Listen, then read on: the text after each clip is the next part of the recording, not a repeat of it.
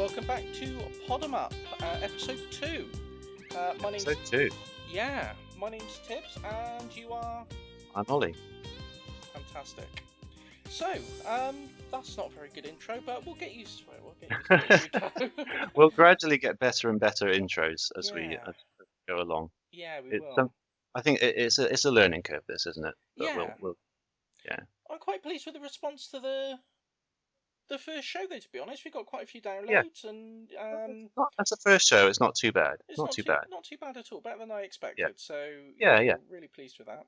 Yeah. Well, I wanted to ask you actually, how are you coping with the sudden influx of fame that's heading your way? It's just dust across I have to bear. Yeah, exactly. Since we started the world's first ever video game The podcast. world's first ever podcast.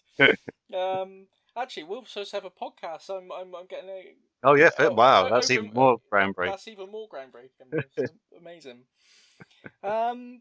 Yeah, I mean, we've got a few people giving us some retweets, and yeah, I'm quite pleased. Yeah.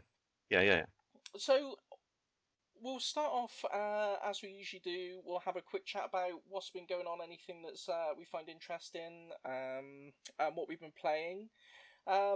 I would say, I think I should know this really, but I think it's E3. Is it this week or next week? It's next week, I believe. Yeah, it's kind of creeps up on you, doesn't it? yeah. If there's going to be anything left to announce, because basically everything seems to have leaked already before then. But you excited for E3 at all? Anything you're looking forward to? Yeah. I normally look towards Nintendo. Yeah. Usually, just because I don't know, a lot of the games I'm going to play, me and my wife play them together, so it's something to look forward to. I've often been a little bit disappointed in the last couple of years. I think, other than the Switch, obviously, and the Mario Odyssey and that. But I think maybe last year, I can't remember what was even announced last year. But it wasn't. I don't remember it being wowed by that much stuff. But I'm hoping things will be a little bit different this year. I'm hoping to see some of Metroid Prime 4. And there's a rumor of a Star Fox racing game, which sounds really good to me because I really like the Star Fox series actually. Yeah. I like a racing game. So did you like Star Fox Zero? I did, yeah. I've not played it. But I've heard it's quite divisive. I don't think it's deserving of a lot of the criticism it's received, to be honest. There are moments where the whole gyroscope controls seemed a bit fiddly, but for the most part, the game played. They weren't really an issue.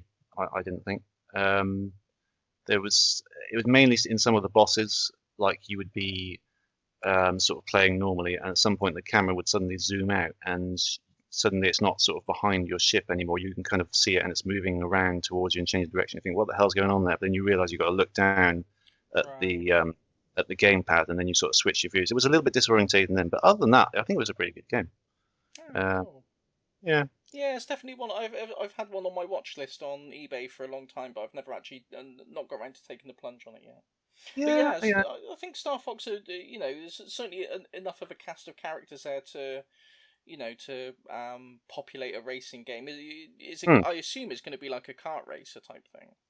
I suppose I thought it might be a flying racer, which would make sense. Oh yeah. I mean, that's just an idea I thought. I hadn't heard of that at all, but it would sort of make sense, wouldn't it? Yeah, it would. Yeah. I quite like the sound of that. Yeah. Yeah, that'd be quite. Yeah, because I suppose they've got the kart racer bases covered with Mario Kart, really, haven't they? So if they're going to do another racing game, it is going to have to be something a bit different. So yeah, flying. I think that would fill really the niche because there aren't many flying races that I can think of. Not really. I mean, there was the flying segments in Sonic and All Stars Racing Transformed. Yeah, and Diddy Kong Racing had flying as well. Yeah. But there's any others. No, there's not really, is there? I can't think of any. There's probably going to be a really obvious one that we kick ourselves over that we didn't remember, but nothing jumps out. No. So I think that would be quite good if that's true. Anyway, it's still a rumor at the moment. Yeah. I think I can't remember what was. I think it was leaked by 2 different sources, and there was logos or something found out about it. I'm not sure. So, hopefully. Yeah, well, I'm hoping there's going to be something about the new Pokemon game. I mean, I know they've announced Pokemon Let's Go, Pokemon Let's Go Pikachu, and Pokemon Let's Go Eevee. Mm. But I think that's, from what I've seen of it, it's sort of a halfway house between Pokemon Go and sort of a traditional Pokemon game. And I don't know, I'm not really that keen on Pokemon Go, so I'm hoping that Mm. this mysterious third Switch title that they've been um, saying's coming. I'm hoping that's we're really gonna get some concrete confirmation that it's a proper entry in the Pokemon series. It's going to be on the on the home console for once. So That'd be really cool. Yeah. yeah, I'm looking forward to that. Yeah. The only Pokemon game I've played in full is Pokemon Yellow.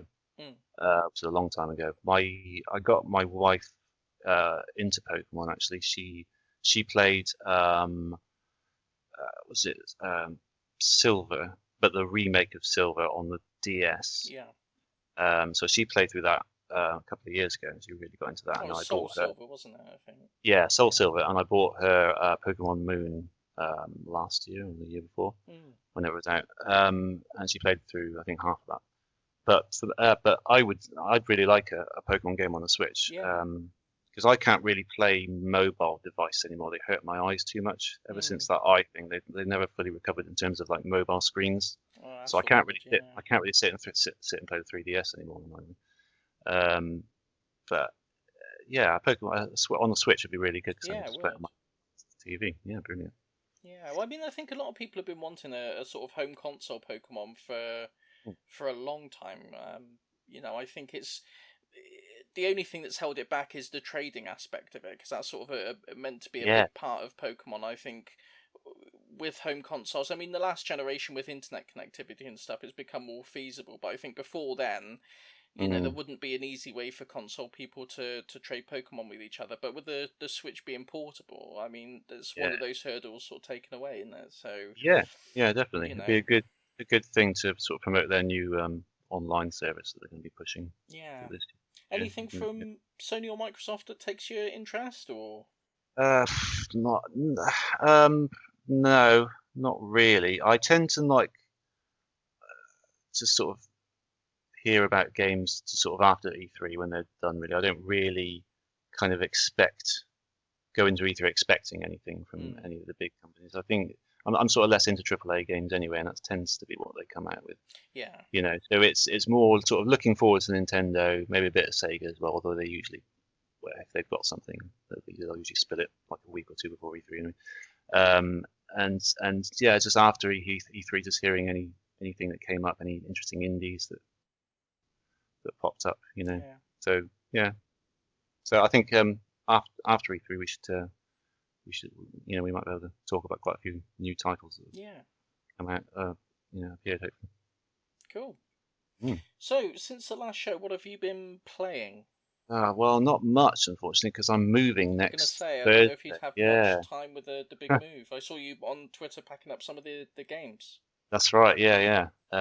You'll please know I have wrapped my Dreamcast games in bubble wrap. I was going to say horrendously inadequate amounts of bubble wrap. I noticed.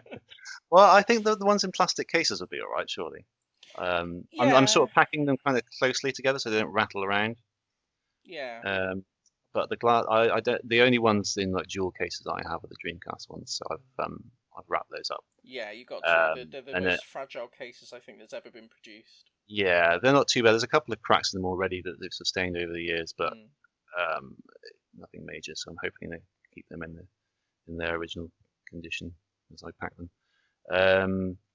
But yeah, there's that as well. My daughter Alice has been going through this 18 months sleep regression where she basically just keeps waking up every night and not going down easily. So free time has been a bit of a nightmare in that regard as well. Oh dear. Yeah, but I've been playing a bit more of Owlboy. I'm not loads more. I'm about halfway through it, I think, ish. Yeah, still enjoying that. It's not a game that I would say I love in the sense that I can't wait to play it again. I'll play it sort of once or twice a week. Yeah.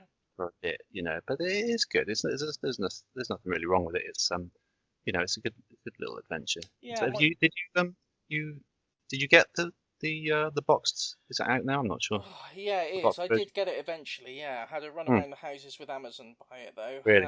It didn't arrive on the release day, and then the day after it didn't come, and it was still waiting to be dispatched. And then Sure. I chased them, and then it eventually got dispatched, but it was coming from France. And then they assured me it would be there before 9 o'clock in the evening, and I said it's not really gonna get here from France by 9 o'clock. And then they sent it to somewhere in Germany, and Oh my then God. it was just it went all around the houses. But eventually it got here. I haven't opened it and had a chance to play it yet, to be honest. But yeah, I have actually got it in my grasp now. Yeah. Okay. Um, Hmm. so yeah, I will crack into that as soon as I can. Really. Yeah, I'd recommend it. I think you'll enjoy it. It's Yeah, it does look like it looks up my street really. quite a charming little game. Really beautiful to look at. Some nice little puzzles in there. I find the controls a little bit fiddly sometimes. Maybe not.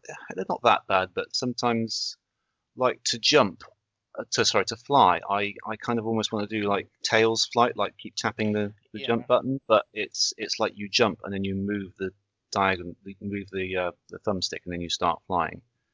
And it's Oh, little I things see. like that Yeah. that kind of they always throw me every time I come back to it. It's like you're almost having to remember how to play it again. Um, but aside from that, and it's good. It's a good Hmm. game. Yeah. So what I picked up, I've dabbled a little bit. I played Super Mario Odyssey again for one session, just randomly. Yeah. I think I was listening to a podcast about game music, and they did Super Mario Odyssey, and that sort of got me into giving that another go. I got about like 5 more moons than that that I didn't know were there. It's we were talking last time we were talking about collectathons and Banjo Yeah. Kazooie. That's kind of the ultimate collectathon, really, isn't it? There's so many. It is. I was going to say it is when you said you just picked it up randomly to go into it. That's one of the really Hmm. good things about Odyssey is the fact that It is. there is so many of those moons in there. It's about was You it 800 of them or something? oh Is it yeah, there's loads in there. something ridiculous like It's that, isn't it? something insane. And Yeah, it's really one of those games, you can just, even after you finished it, you can just jump in and there's always something to do, even if you've yeah, completed it. And even yeah. if you think you've got, most of the heart and most of the, oh, moons. Well, I don't know where I got Yeah. hearts from. Most of the moons. The chances are you've missed something. There's always something new to discover in that game. It's really, Yeah, it's, yeah, it's amazing. yeah. It really keeps on giving, doesn't it? Mm. You appreciate it more and more the more time you spend with it. I think it's just Yeah, yeah. because I mean, after I finished it and I, put it back on the shelf, I'd be Mm. watching YouTube videos, and just some random, not even necessarily about Mario Odyssey. It'd just be something, in general, and they'd be using some gameplay footage of Mario Odyssey, and I'd see them doing, like a moon challenge. I thought I've never even seen that before. I didn't Nah, even know I that was know. possible. And then, you pull the game out again to give it a go, and Yeah, yeah. it's Then you say, oh man, I got to have a go at that one. yeah, Yeah, I was playing it. My wife was playing it at the same time, and she doesn't normally fare too well with 3D platforms, but she actually managed to complete that, which kind of shows how accessible it is really as a yeah, 3D Mario title. That sort of lineage of Mario isn't necessarily the easiest, but that one they've got the sort of the difficulty level really finely tuned, so it's absolutely, accessible, but yeah. it's still challenging the further on you go to it. But I'd see her doing a challenge. I thought, oh no, I haven't done that one, and she had all these challenges that I've never done, and so it makes you want to jump in and go back and do them yourself. Yeah, Yeah, it's a brilliant game. it is. It is. Yeah. Well, I started Dear Esther on the PS4. Oh yeah, yeah, yeah. Yeah, because the only I played Everybody's Gone to the Rapture Hmm. last year about this time, and I sort of remember sort of being up in the evening, sort of the light evenings, and kind of sort of reminiscing about it because I got quite into that. It's very interesting games. They're not really games, really. I've heard them described as sort of walking Walking sims. And simulators. Yeah. it's you sort of if you haven't played it, it's in Everybody's Gone to the Rapture. You're in a sort of a really pretty English village, which is kind of what drew me into it. Anyway, it just looks really nice, and you're sort of wandering around. You're kind of uncovering. Everyone's disappeared, and you're kind of uncovering a story of the story of what happened by sort of getting these sort of ghostly glimpses of people's conversations and sort of radio messages and things, and Hmm. sort of piecing the story together.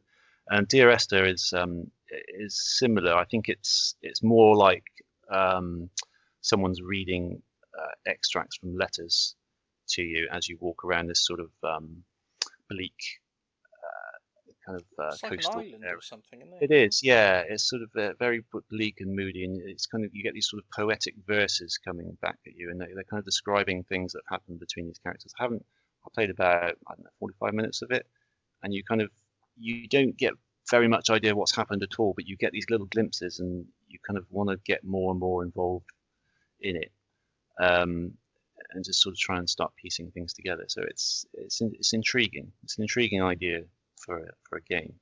Yeah. Yeah, it's Dear Esther came first. It was released a few years ago. Then everybody's gone on to the Rapture. It's a different story entirely, but it's kind of a very similar game that came out afterwards. Yeah, I mean, I think a lot of people, the sort of whole walking simulator thing, it's almost a derogatory term these days, isn't it? mm, But I do mm, think, you know, it's a way of telling a story, isn't it? It's yeah, just another way of telling a story. It doesn't it's necessarily a, have to have action all the time. no, definitely. It's a different type of game. It's a narrative. It's a way of conveying a narrative, really. Hmm. Um, and yeah, it's just it was quite nice to just sort of explore these different areas because you're kind of free to go wherever you want to go and sort of get the narrative in different orders and different pieces and kind of piece them together. It's the challenge isn't really in the game. It's kind of like in your understanding of the game and what's happened. Yeah. It's just quite an interesting concept really for gameplay. Have you played What Remains of Edith Finch? I haven't even heard of that. I don't think. That's a very similar walking simulator type thing. I think it won a BAFTA. I think it won Hmm. best game at the BAFTAs or something like that. Okay, is that by the same? It won some prestigious award recently, anyway. Okay, is it by the same people or is it different? I think it might be. I think it might be. Chinese Room, is it? They're the ones who did these two games. I don't know. I don't know. I'm gonna need to double check. Hmm. But everyone was raving about that when it came out, and I played Hmm. it, and it was good. Hmm. I don't know if I'd given it quite as you know as many awards as it's been given. Right. But there's a few. It's similar to Dear Esther and Everyone's Gone to the Rapture. As far as I haven't played Rapture, but I'm aware of it. I know what it's about basically. Yeah. And it's similar to that in the sense that it is mostly walking around and exploring this environment and picking up fragments of the story as you go. But there's a couple of really standout scenes in it that are really quite emotionally impacting. Um, but yeah, I think it's the walking simulator thing. I think it's definitely is maligned for no reason. I think Hmm.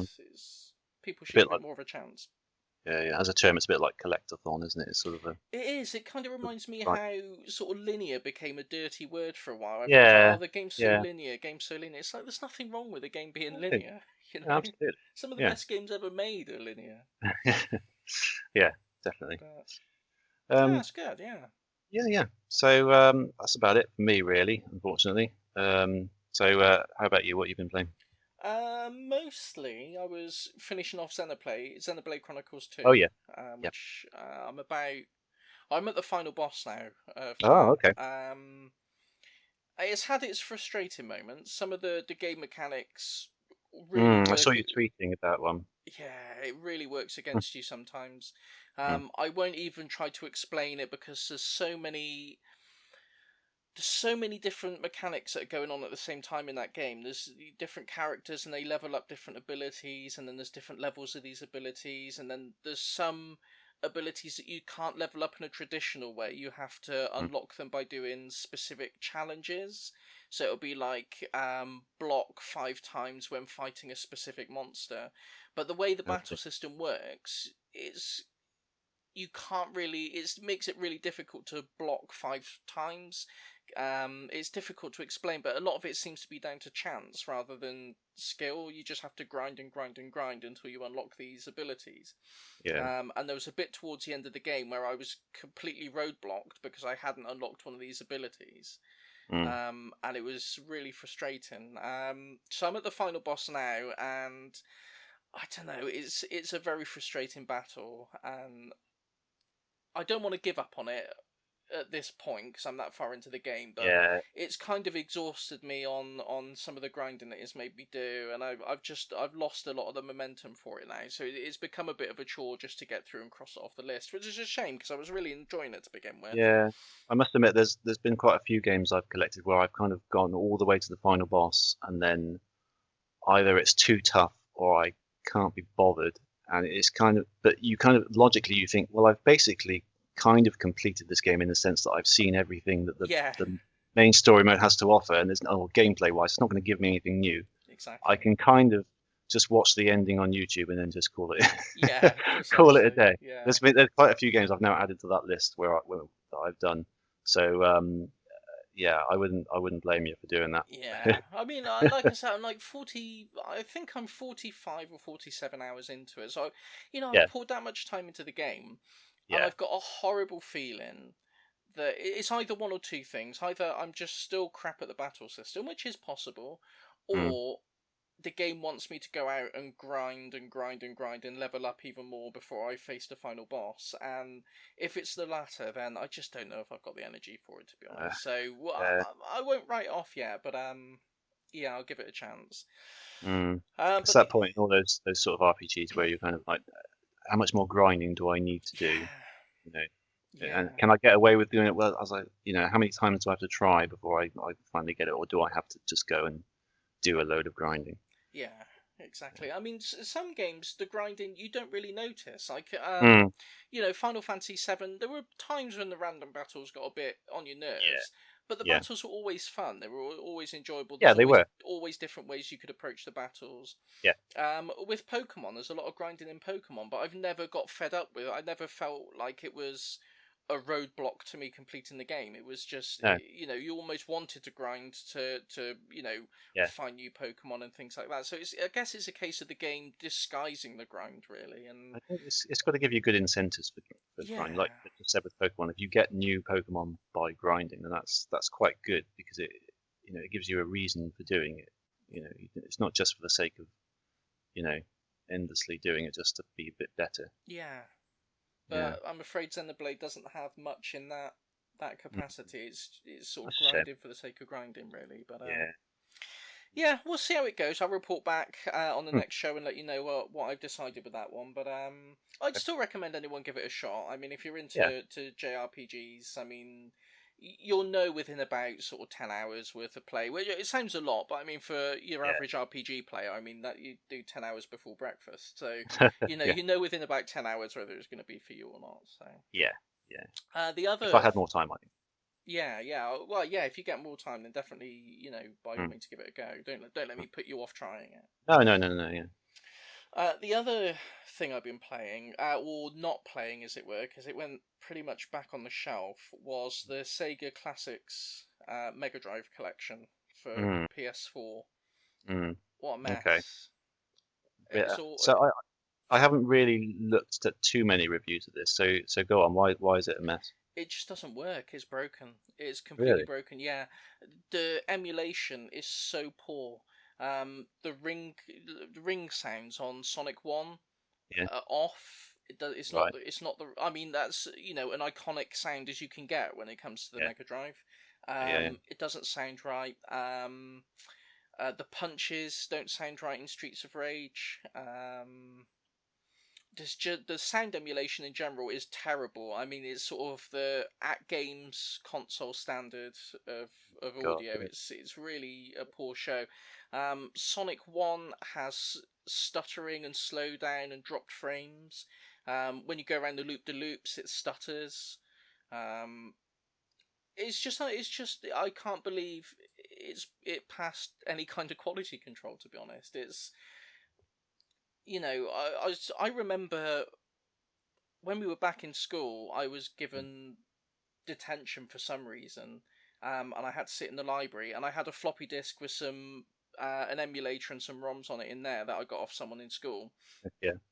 and I was sat in the library playing Sonic and Knuckles. I think Mm. the emulation then was perfect. Yeah, It was yeah. flawless. They've long perfected Mega Drive emulation. They Long, really long have. perfected it. I mean, if a school library computer could run it 20 odd years ago, I just can't fathom why a PlayStation 4 is dropping frames on Sonic the Hedgehog. It just boggles the mind. I just can't believe they've put it out. I just didn't get it. And apparently, I mean, because I thought I was going mad because I played this and I was like, this isn't right. There's something wrong with this. So I looked up Yeah. some of the reviews. Everyone seemed to be loving it. This is what this is what I haven't looked at many, but I saw a couple and they were sort of 8 out of 10s and that kind of thing, and Yeah, no sort of mention of the bad emulation, which is why I was a bit surprised to see your sort of tweets about it. And yeah. It's I think just maybe they shocking. don't people don't notice it, but then the at games thing didn't go by unnoticed. I mean, the sound does Yeah. I mean, is it as bad as the at games one? Is the Oh, music like easily. completely off? Really? Yeah, yeah. Because some of those are absolutely atrocious sound-wise, aren't they? Yeah, in some cases, I mean, it varies. It does seem to vary from game to game. Yeah. But yeah, and in some cases, the sound is just so inaccurate. It's just completely off.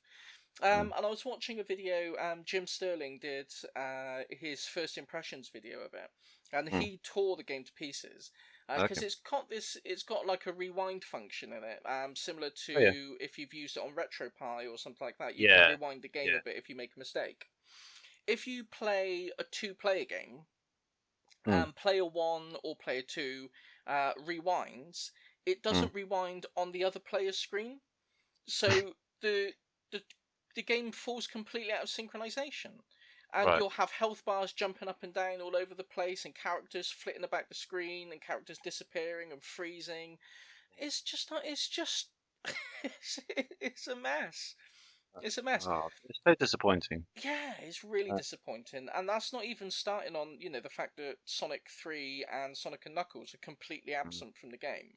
I reckon that is music related, the music rights. That's what people I think are they just saying, probably but couldn't. They probably just couldn't be bothered to pay over they needed to pay to get them in there. I but don't know how these things work. no, I don't know how it works really. But I haven't found any. I haven't been able to find any sort of official word on No. that. That just seems to be the speculation. Mm. But I mean, the music issue with Sonic 3 was I assume that was why when the PC release of Sonic and Knuckles collection came out, Yeah. they redid some of the music there.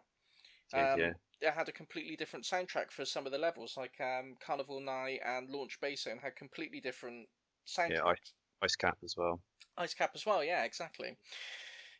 So they'd already addressed that problem, and fans have already ported that music back to the Mega Drive version. So the Really? Sonic 3 Complete has an option to have those music tracks in the Mega Drive. So Mm. the problem was solved for them. I mean, if they couldn't Mm. have the music, just put in the alternate soundtrack. Though oh, it's very Yeah. frustrating, very disappointing. I think there's if you say you've made an emulator and it's perfect and you release it, there are sort of licensing reasons why as a commercial product they can't use it. Oh, That's right, isn't it? It's there is, yeah. I mean, if you release it under the GPL, the General Public License, yeah. then it can be used for commercial purposes. But then whoever uses it have to release the source code themselves. They have to include it. They have to include the source code with the game, and they also have to. I think any changes they make, they have to publicize as well. I'm not Right. too sure on that, but they certainly have to publish any GPL license code that they put in there. So that would put that could put them off. But I mean, Mm. like you say, the emulation for the Mega Drive has been pretty much perfected at this point. I mean, there's Yeah. nothing, you don't have to use their code. You could go in and look and see what they've done and things like that, and cook your own solution. But They've uh, done it okay in the past anyway, haven't they? I mean, there was the Xbox 360 PS3 one. yeah, That wasn't too bad, was it it? wasn't too As I bad at recall? all. I mean, I don't think it was perfect, but I mean, it was pretty close. Yeah. Yeah. It's, if anyone is thinking of getting a Mega Drive collection, I'd go for the one on the PS3 or the Xbox Mm. 360. You get Mm. a better selection of games. You get the Sonic 3 and Sonic and Knuckles included. You get Echo the Dolphin included. And the whole package is, is just generally more professional, in my opinion. Yeah, it's a shame. It's a shame. It's because this one has online play, doesn't it? It does, yeah, it does. Did you try that out at all? I didn't try out the online stuff, no. I have seen footage of it being played, and it does seem quite stuttering. Right. And again, I mean, going back, I remember me and you playing a online game of Streets of Rage through an emulator with Kylera. About that, I mean, that was like 15 years ago, and that worked. It worked smooth as anything. It was a perfectly playable game, and the fact that we're struggling to get this working on a console with unfathomably more power than we had back then is just. I mean, it's clearly it's not a power issue. It's just possibly a laziness issue, or I don't know. I honestly, whatever. Resource issue. Maybe it was rushed. Maybe they didn't have enough time to put it all together. I don't know. I honestly don't know. But yeah, my advice would be skip it. Get the Xbox 360 version, or even the versions that you can get on Steam. You can buy the games individually on Steam. I've got a few of those, and they seem to run perfectly fine. So yeah just give the PS4 version a wide berth. I don't know if the Xbox One version runs any better. But yeah, I'd imagine the emulation is similar though. I think so. Same emulator, yeah, or just stick with a Raspberry Pi or Raspberry Pi. Yeah, I mean, to get everything then.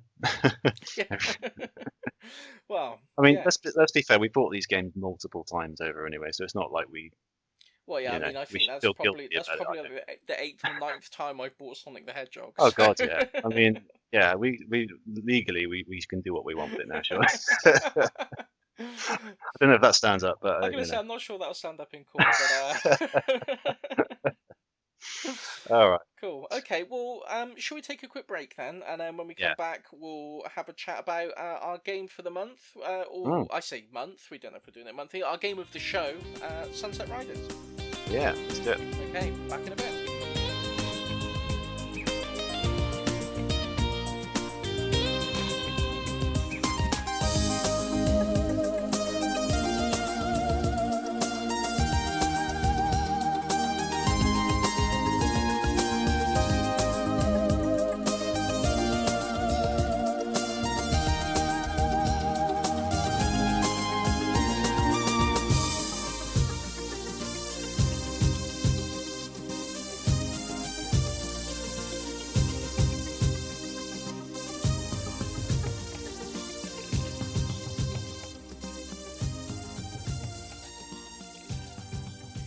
Welcome back, and we are now in our second half of the show.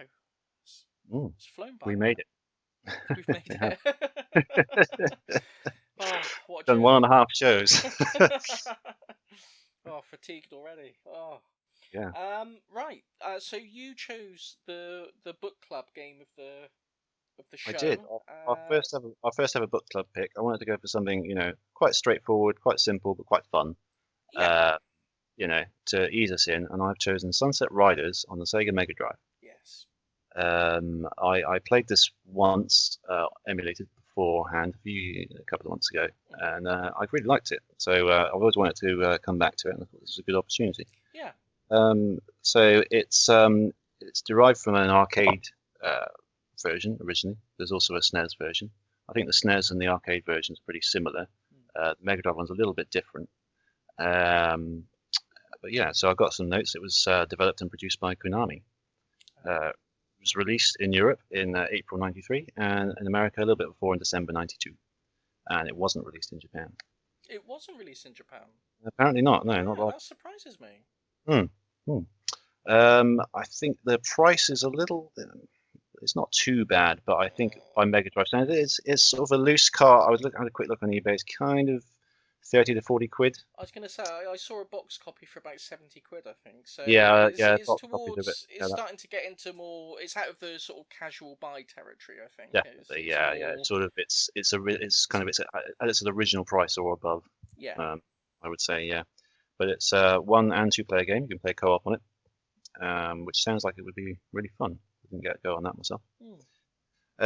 So yeah, it's a Western, I guess kind of a run and gun Would you say?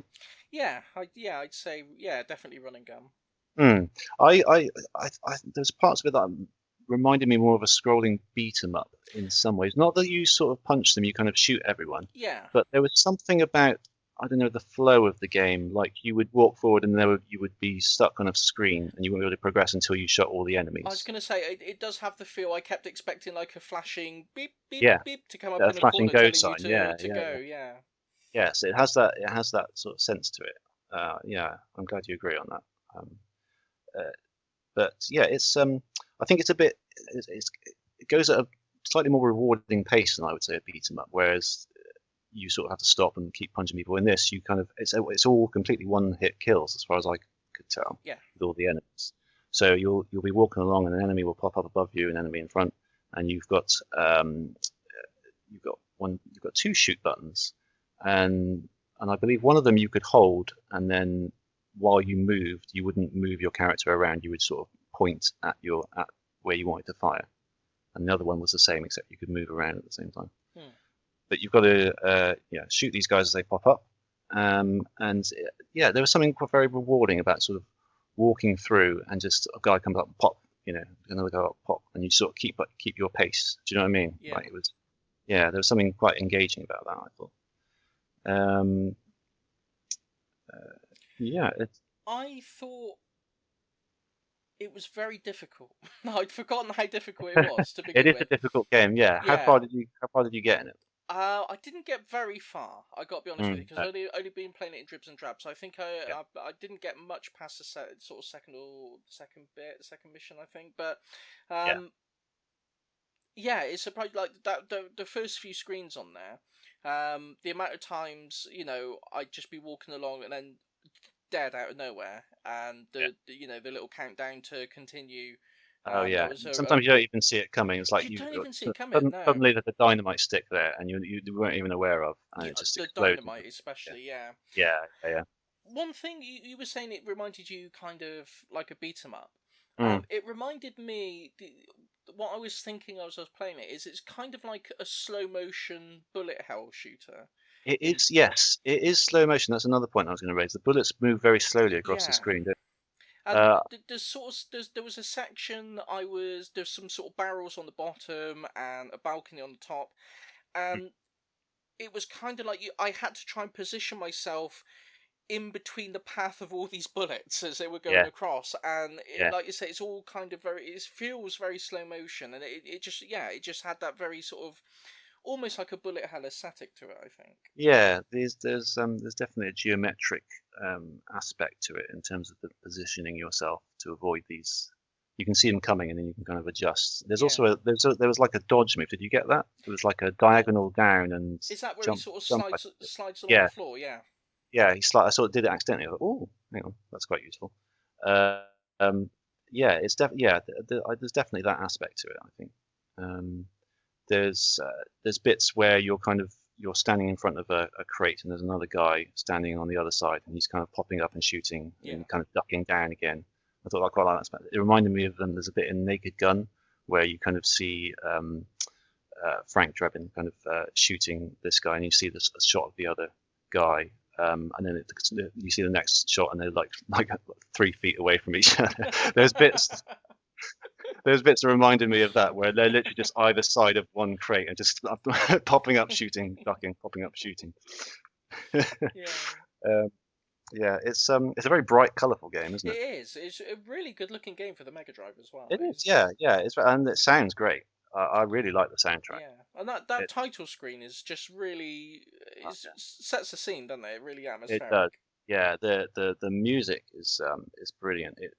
And the sound effects as well. They're very sort of arcadey and very gamey. Do you know what I mean? Yeah. It kind of goes with the whole, scrolling beat 'em up thing in a way, doesn't it?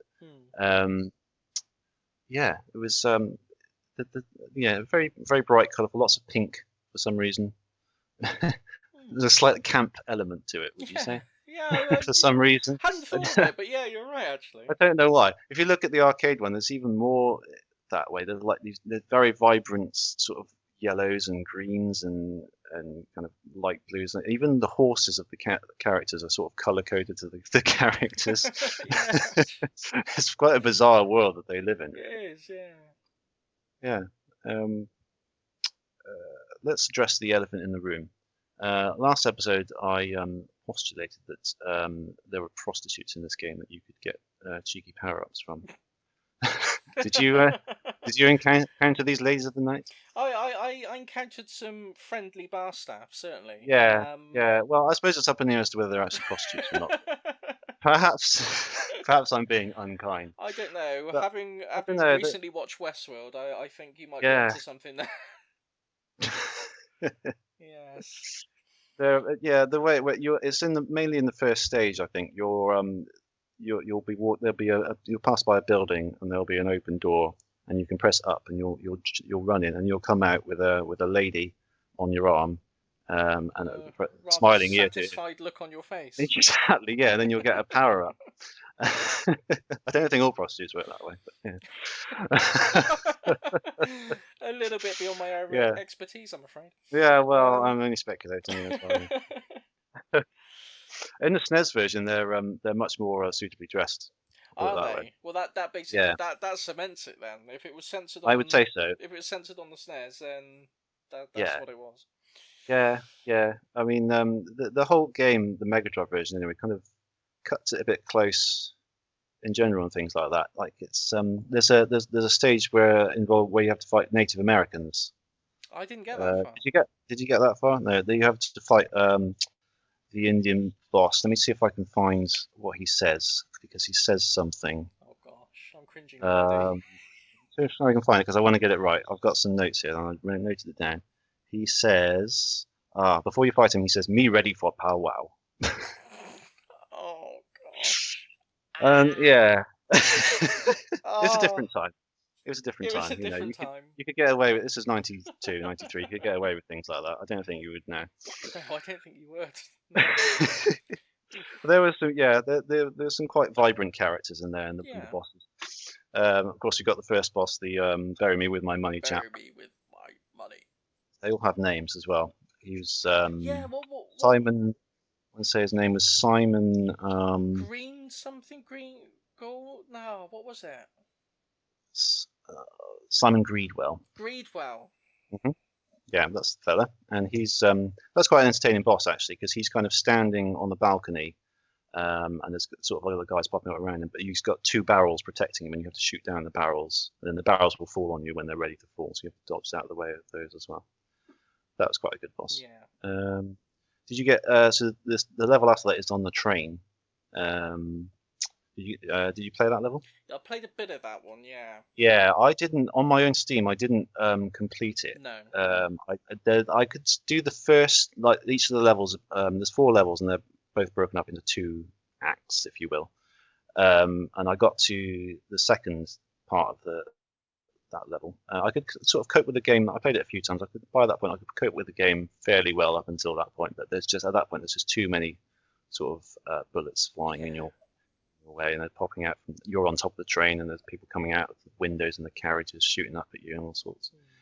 But what I did is because I wanted to see what the rest of the game was like, so I had a look to see if there's any cheats, and of course there was. A very easy one to put in actually. If you go to the sound test and go to sound 0E, you get 99 credits.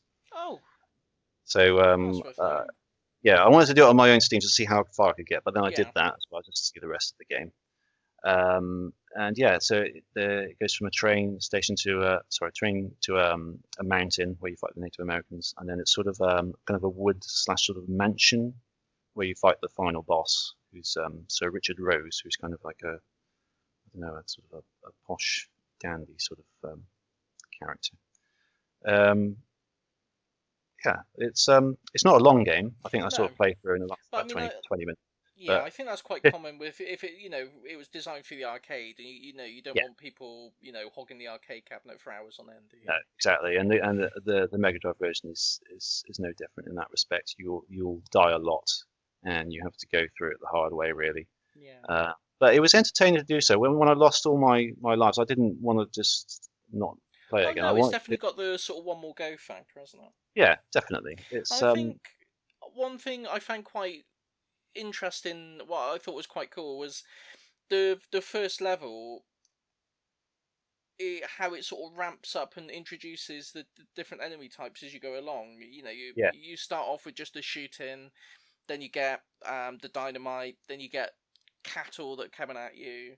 Then you get the guys with, I assume it looked like a sword to me, or like a knife or something. They run up behind you and sort of slice you, and it sort of builds it up gradually. There's not just, but it's all in like a subtle way. It's not like, if it was a modern game, if it was being developed today, you'd have tutorials, little boxes popping up saying, "Watch out, this guy's got a sword. You're going to have to do this," and it would be sort of stopping you every way. Whereas in this game, it was quite organic how you encountered all the different enemy types and sort of obstacles you'd encounter. Absolutely. There's one. I think this game is a little bit more cut down than the SNES version and the arcade version, I think. Okay. I didn't play the Super Nintendo. No, I had a little bit play both of them, not very much at all. I had a little bit look on YouTube as well. There's actually 4 characters in the original. Oh, okay. Yeah, we've only got 2 of them. We've got Billy Cool and Cormano Wild. But there's 2 others as well who look basically like Billy, but different coloured. But did you play both characters? No, I only played Billy. Ah, okay. Is there a difference between the characters? Yeah, if you play Cormano, he's got more of a sort of a spreading. He's got multiple bullets that sort of come out of his gun. Okay. It could sort of like splinters out, and I find that a lot easier. I don't really know what advantage Billy had over that, to be honest. He might have been a little bit faster, but not that I could. There was nothing very clearly better about him, so I don't know why you wouldn't just pick Cormano every time. Maybe it's just like a easy mode, hard mode. Possibly, yeah. Yeah, I think Cormano was a bit easier to use. You could definitely hit targets a bit more easily. Having both played it, would we recommend it to someone if they were looking to make a purchase, or they were looking for a game to play on their Raspberry Pi or whatever system of choice? Would we recommend picking up Sunset Riders? I would definitely recommend playing it if you can get a hold of it. I think it's a little bit pricey, unless you're a collector and you don't mind dropping 30 or 40 quid for a relatively simple game. But it's still a game that you can come back to quite a lot, and even though it doesn't take long to play it through if you know what you're doing, you'll be able to keep coming back to it, and get better and better at it each time. Yeah. So it does have that longevity to it, I think. For me personally, I would play it, but I probably wouldn't spend that sort of money and adding it to my collection unless I found myself playing it a lot, maybe, and it became sort of a bit of a classic. Which, to be fair, I could see it. I will come back to this from time to time. I think it will be one of those ones that if I've got 5 or 10 minutes, I'll put it on, and have another crack at it. Yeah, I'd agree with that. I think definitely it's out the price range for an impulse buy. If you're not sure if it's your kind of thing, I'd probably think twice before laying out 70 quid for it. But yeah, I mean, it's a really fun pick up and play game. It's definitely a game you could master. I think it's a game you could definitely learn the ins and outs of. I tell you what, having did the cheat and got through to the end. I did put it on easy and increased the number of lives to 5. But I think in total I only used about 13 continues, and in easy mode I think it gives you 5. So it's not beyond the realms of, doesn't like tens of them, it's not beyond the realms of being able to achieve it as you get better and better. Definitely, it's not one of those insanely difficult games. No, I think it's well worth a try, especially if you've got access to it on like RetroPie or any emulator of choice. I think it's definitely worth giving a go. Yeah, I'd give it a thumbs up. I'd give a recommendation on that. Me too, definitely. Okay, well that's a success then. First pick gets a thumbs up. First game, thumbs up. Cool. Okay. Well, do I get to choose the game that we're going to play for the next one? You do, and I'm very intrigued to know what it is. Okay. The game I'm going to choose is on the Super Nintendo. Okay. And it's a game I don't know if many people have ever heard of it, really. It was released in Europe and Japan, but I don't think it ever got an American release. It's a game called The Fireman. How funny. I played this quite recently. Really? Yeah, and for some reason, because you said last time that you were going to pick a SNES game, Yeah. and I did. That was one of the ones I thought you might pick. I don't know why. It just sort of pops in my head, but I did have a quick go on it. It's quite a good little game. Yeah. Yeah. Yeah. Okay. Yeah, definitely. I'm up for that. Yeah, brilliant. Okay, well, I think if we're both a little bit familiar with it to begin with, then I think that'll be a good one to go with. I think it's the same kind of situation with Sunset Riders. I had a look at how much they were going for on eBay, and it's an insane amount. I think I saw a boxed European copy for £350, £400. SNES games are getting ridiculous. Oh, it's crazy. So I think it's definitely one if anyone wants to play along at home. We're not going to judge you if you go the emulation route on that one. To be honest, I think we'll be going that route. Don't worry about it. Yeah, I don't have that kind of money knocking about. So, do you have a SNES? I do. Yeah. Oh, okay. So that's one console I would like to get, even though it's got an expensive library now. I wouldn't mind sort of picking up a few SNES games. It's definitely. Yeah. I don't think the cost of SNES games is going to be going down anytime soon. So I'd get in while you can. I think. Yeah.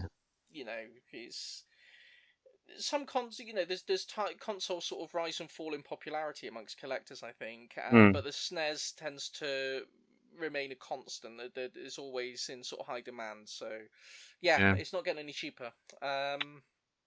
Yeah. And, some of the games on it demand a ludicrous price, but there's like any console. I mean, there's plenty of really cheap sort of bargain bin budget titles that are worth owning anyway. So. Yeah. But yeah, brilliant. Okay, so that'll be The Fireman that we're playing then, and actually, well, maybe I should save it for the next show. I think I was going to say I did do a little bit of research on it already, and there was actually a sequel to it. Really? I think it was released on PlayStation 3 as a download title. Really? Yeah. So quite a jump, isn't it? Yeah. So I'm going to have to look into that a little bit more, and I don't know if it'd be possible to get hold of that now, because I don't know if it was released on the UK PlayStation Network store, but I'll look into that and we'll cover that next time. But yeah, okay, cool. Any closing thoughts before we finish the show for today? No. None whatsoever. Okay. Okay. No, well, I mean, I would say same as before. You can follow us on Twitter at Podemup. Yep. You can email us podemup@gmail.com. That's correct. Yep. We're now on Stitcher. Oh, I think we're on everything now. We're on everything now, aren't we? Stitcher, luckily, iTunes. There was sort of a mental few days where we were just sort of signing up to everything. Yeah. And I must admit, I played it on a few different, or well, at least a couple of different apps as well. So some of the listeners might be me over and over again. But you tell me that right at the end. Not all of them, definitely not. It was no more than 3 or 4. Okay, well, hopefully we'll get a little bit more traction as we go. But yeah. So by all means, if there's anything you think we should play, or any thoughts on what we've discussed, or anything like that, get in touch with us on the usual social networks and the email and any podcast app of your choice. And when are we going to reconvene for episode 3? Because I know you've got a lot on your plate at the moment. Yeah, I think we should still be able to do it in 3 or 4 weeks. Yeah, okay. And let's play it by ear. But I mean, I was thinking if there's a lot to talk about from E3, but we haven't had a chance to play the Fireman, we could just do an episode just about E3. We could just do an E3 little bonus episode, yeah. Catch up, yeah. We might see how it goes. See how much time I've got. Yeah. Okay, cool. Either way, well, you'll be hearing from us fairly soon. Oh, absolutely, yeah. Okay, well, thank you for tuning in for our second episode, and we'll see you again in a few weeks. Thank you very much, guys. See ya. Bye. Bye. Bye.